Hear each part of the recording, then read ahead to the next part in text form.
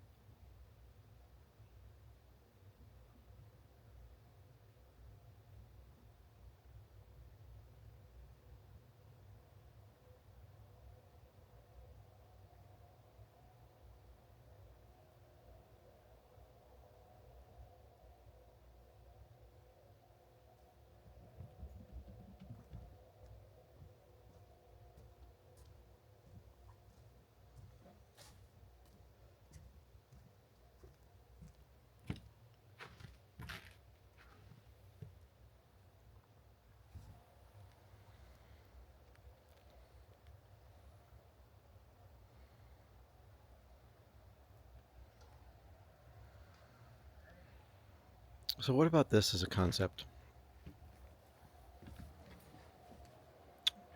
What about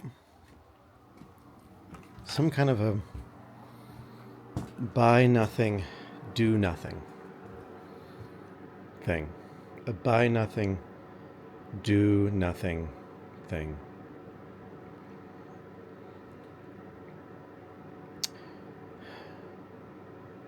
I'll explain more what I mean by buy nothing, and I'll explain more what I mean by do nothing, because they're not interesting concepts in and of themselves, but I think if I explain it, it might have some value. But let me pause, and I'll be back in a sec. No, I said let me pause, and I'll be back in a sec.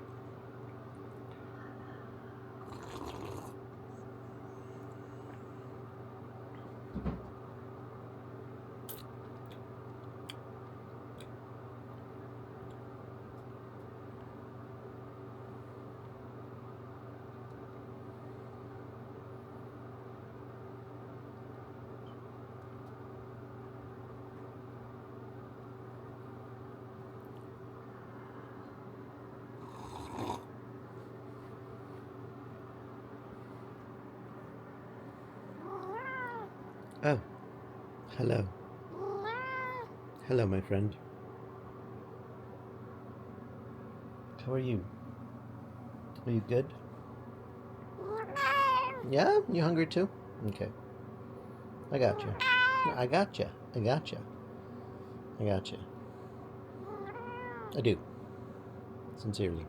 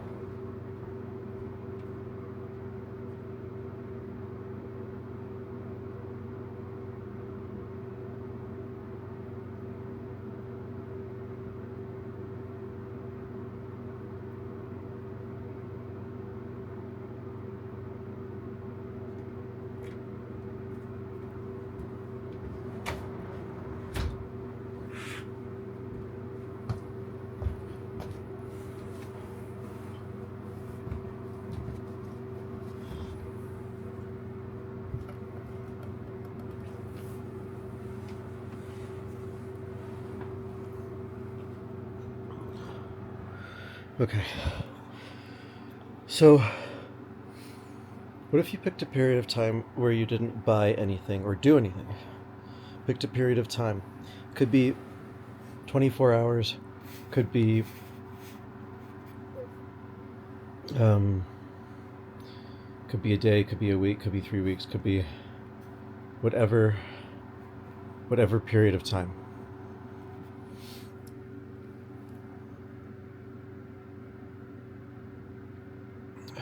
A period of time.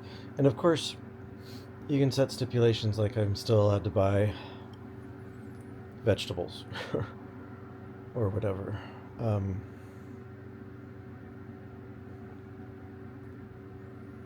You pick a period of time where you're just like, I'm not going to buy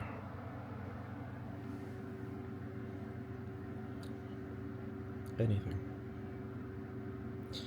And likewise, you pick a time where you say, I'm not going to do anything. And what I mean by do is I'm not going to start any projects. I'm not going to work on anything. Now, this is only applicable for creatives, entrepreneurs, etc. It's not applicable if you have a job to go to. You've got to go to your job. If you have a responsibility, you have to tend to your responsibility. But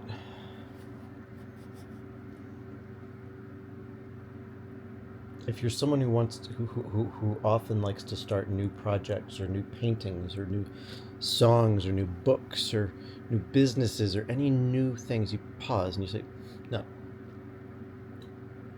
I'm not buying anything. I'm not doing anything. And you really turn inward and you kind of, in a contemporary lexicon, it would be called a detox. It would be called like a buying detox. And a doing detox.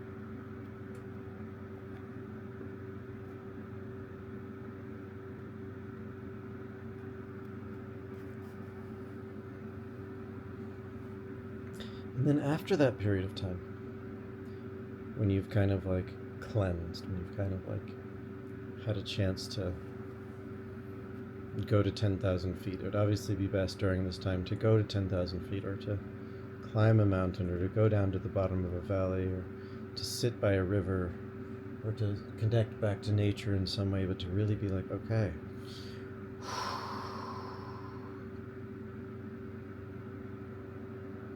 and then the interesting part is not the buy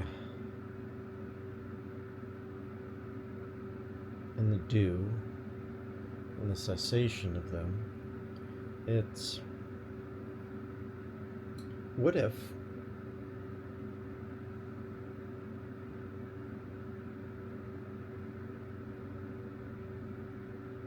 after that period of time you made a contract with yourself and you said, okay, whenever I buy something, I need to make a proposal to that which I am buying.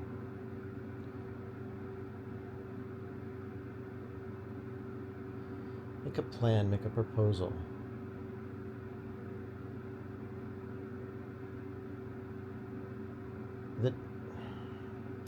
That respects the relationship with that thing. So I'll give an example. And for some people, this is going to seem nutty. And for those people, well, that's their right. And They probably are never here, and if they are here, they probably tuned away a long time ago.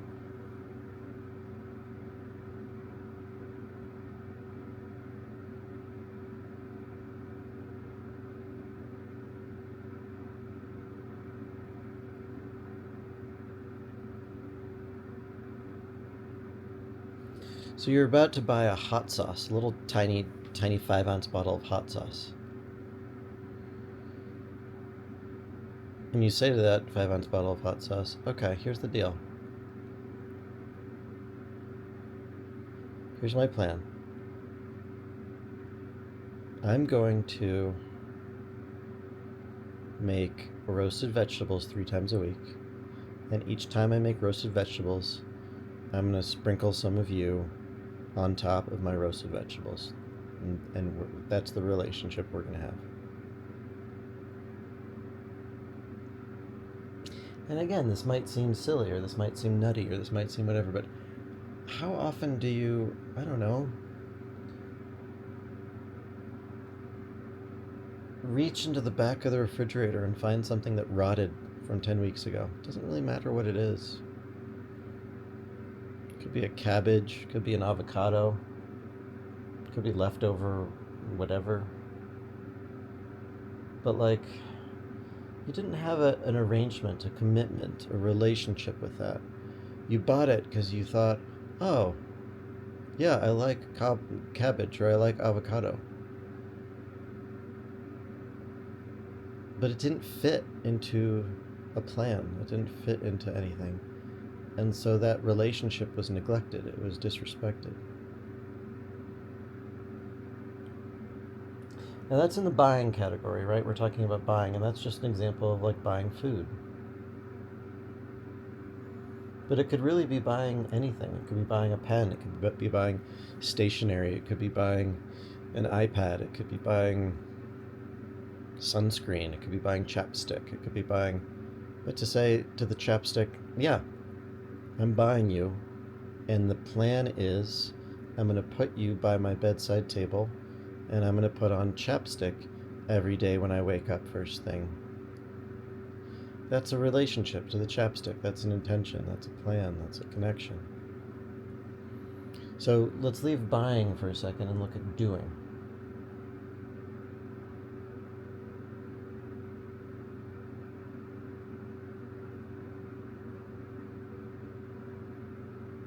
It's so easy to do something without committing to a follow-through.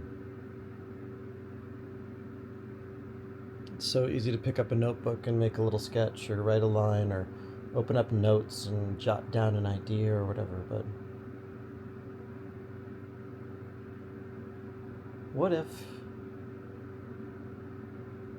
you entered into a phase of life where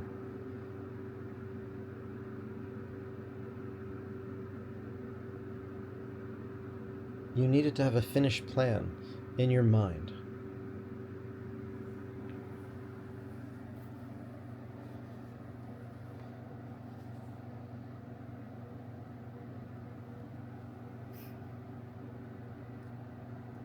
A finished plan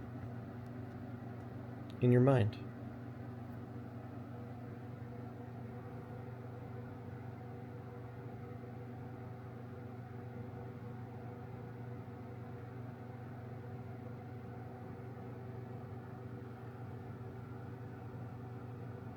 So that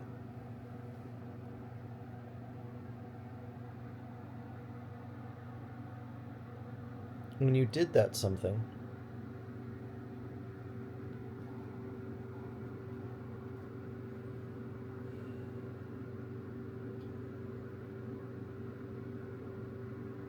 you knew what its end was before you began it, or you knew what its end was as you were beginning it.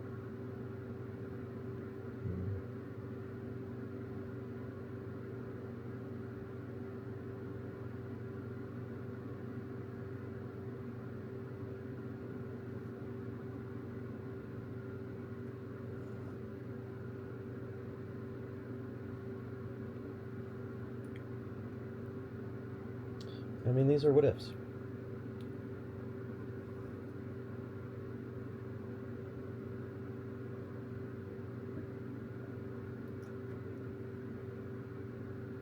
But there's something here.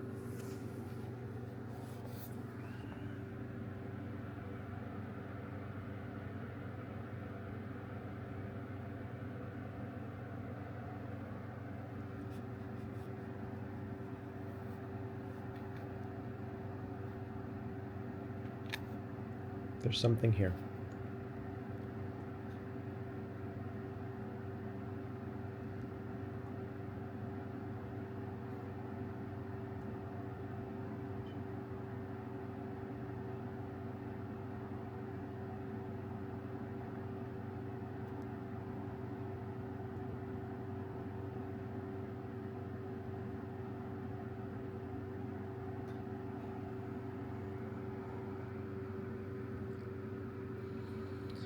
Okay.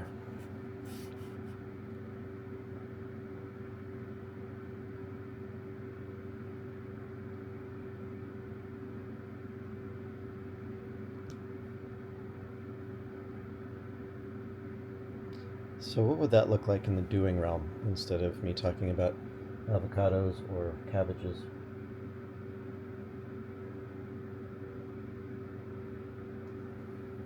I don't know. I want to think of an imaginary person.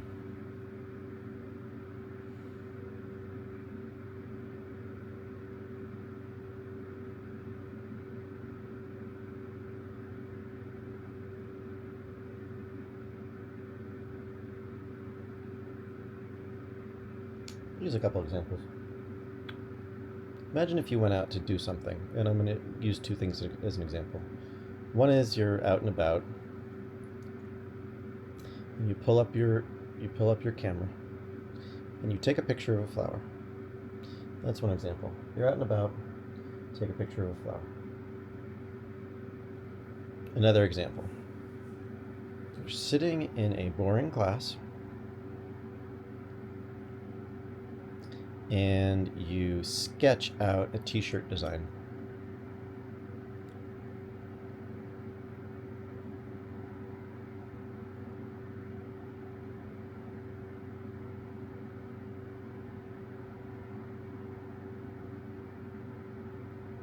Sitting in a boring class, and you sketch out a t-shirt design.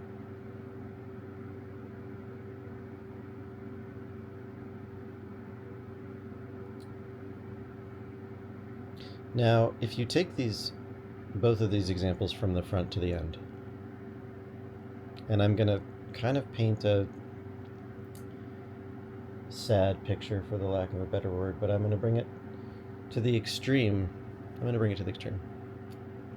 This person who took this photo and who drew this sketch of a t-shirt went on with their life, and they did other things, and they did other things. And months passed, and years passed, and decades passed. Decades passed, and decades passed, and decades passed, and this person who took this photograph passed away.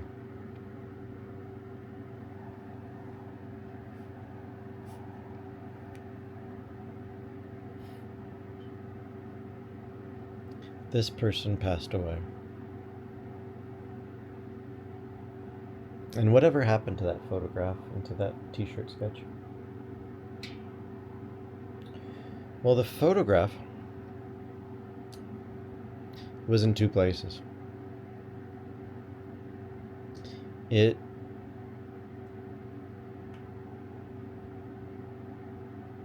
is on a passwords locked iPhone from 60 years ago. And it's also on a passwords locked hard drive. And both of those are in the basement of a house.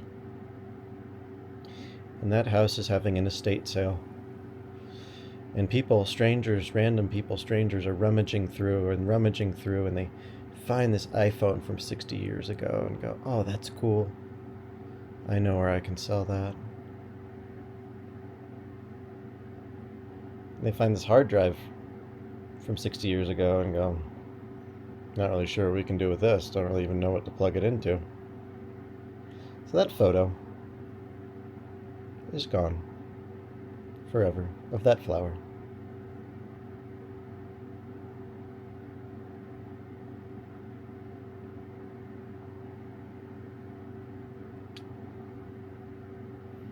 Now let's take the sketch of the t-shirt. The sketch of the t-shirt was in a notebook that ended up in a pile, that ended up in a pile of notebooks, that ended up in a pile of piles of notebooks, that ended up in a pile of piles of piles of notebooks that after decades and decades ended up in a recycling bin.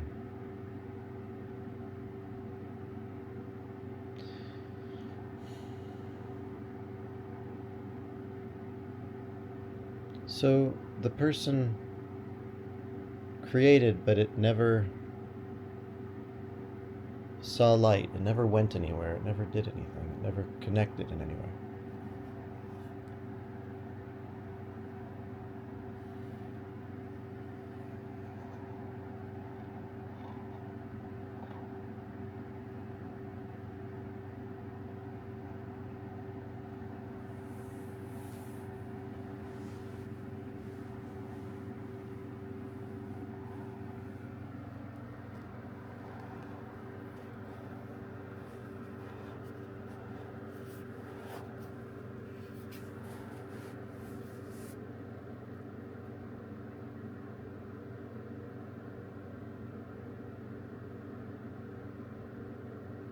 Now take it back 60 years before their death.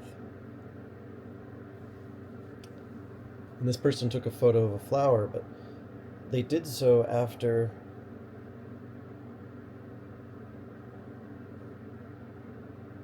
making a commitment to themselves that they would have a relationship to their doing.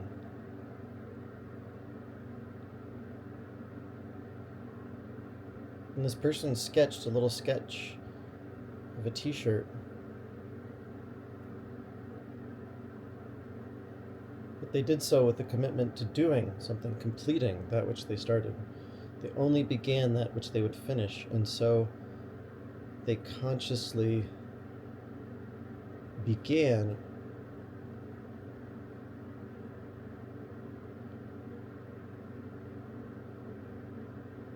with finishing in their mind. And so this person decided, okay, you know what I'm going to do? You know what I'm going to do? Every week, I'm going to take a picture of a flower.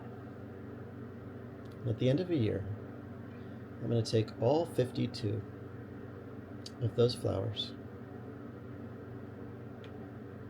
make a collage of those flowers,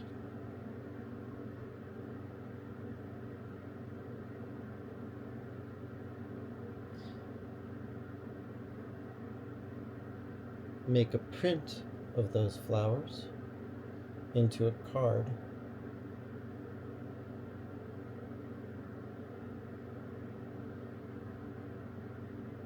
and write a letter to all my loved ones. So all of a sudden, this individual flower becomes a plan, and it becomes a way to connect, and it becomes a way to spread love and connection. And 60 years pass, and even though that photograph is no longer at that estate sale, there's still some grandkid or grandchild or great-grandchild who has this photo, has this card as part of their life. Same thing with the t-shirt idea, the t-shirt design.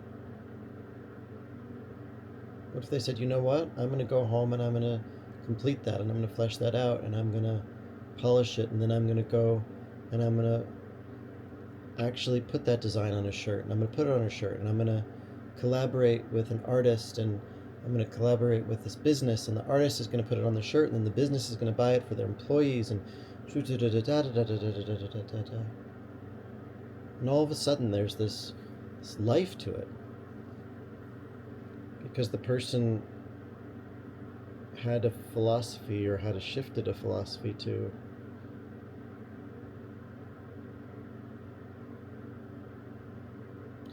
I finish what I begin to the nth degree. Now, what's the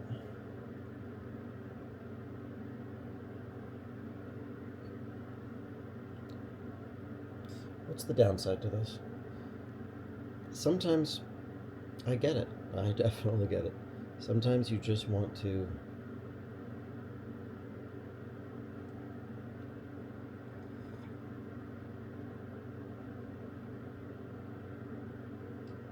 sometimes you just want to dabble, you want to experiment, you want to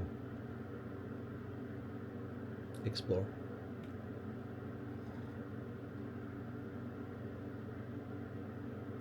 And there's nothing inherently wrong with it. And that's why this is a what if. It's a what if, not a you should. It's definitely not a you should. It's a what if.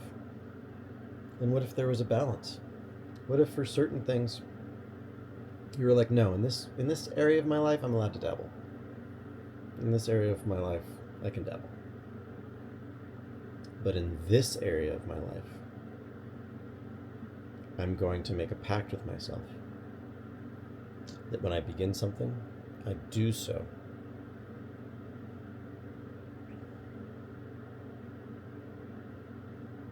with that final outcome in mind. And maybe that's one of those things is the avocado. If I buy an avocado, I commit to, I will set it on this this shelf, and I will set a timer, and 96 hours later I will cut that avocado and I will eat it. And that's the relationship and the plan that I have with the avocado, so it doesn't rot in some back corner of the fridge or cabinet.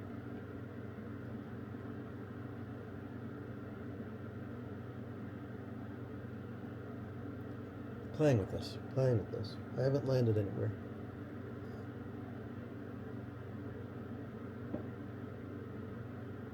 I haven't landed anywhere.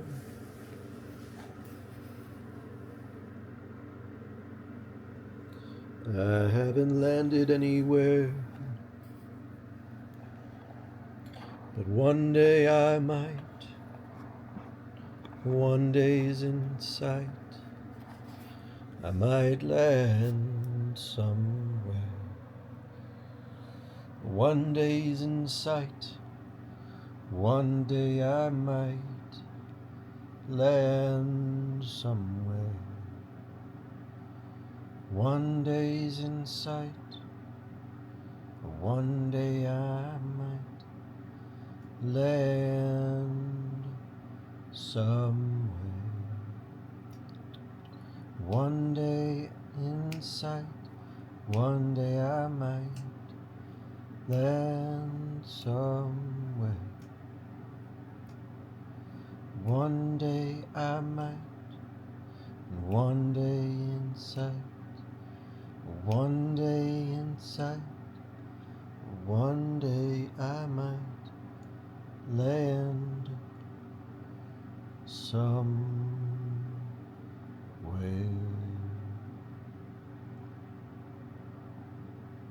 Hey, sweet boy. Hey, sweet boy. Hey, sweet pea. Hey, sweet buddy. Hey, sweet boy.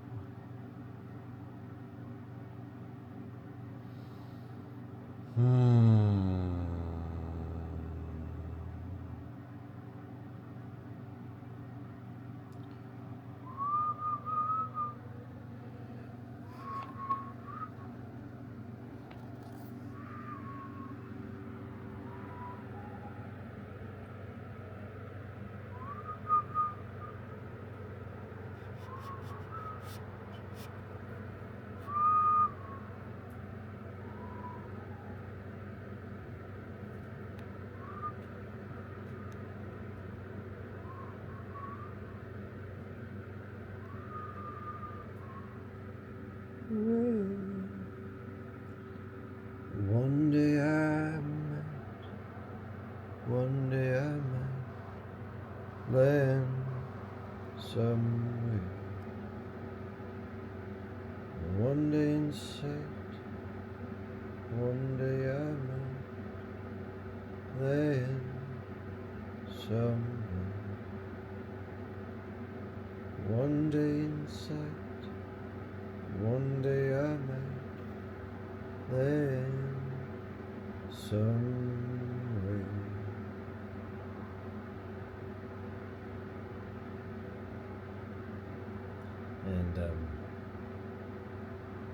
And I think I get even more excited about creative collaboration. About one person beginning something and someone else. It's like the game of telephone, but with creativity. Like if it gets to the point where a group comes together, oh, that'll be so fun. When a group of us come together and create together and say, oh, I love that idea. Just like, rather than trying so hard to have all the strengths and pretend to have all the strengths, to just be like, well, I'm good at this. Oh, well, I'm good at this. I'm good at this. I'm good at this. I'm good at this. All right, well, let's all do the thing we're good at.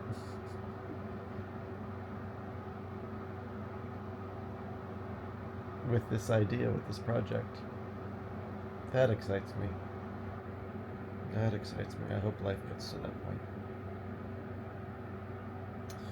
I hope life gets to that point. All right. Time to transition.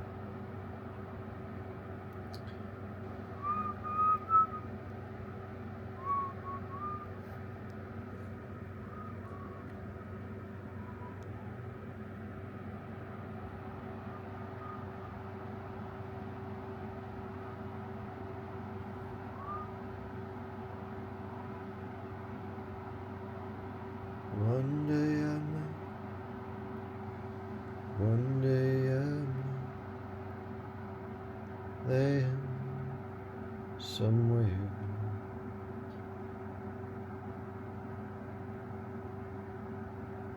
One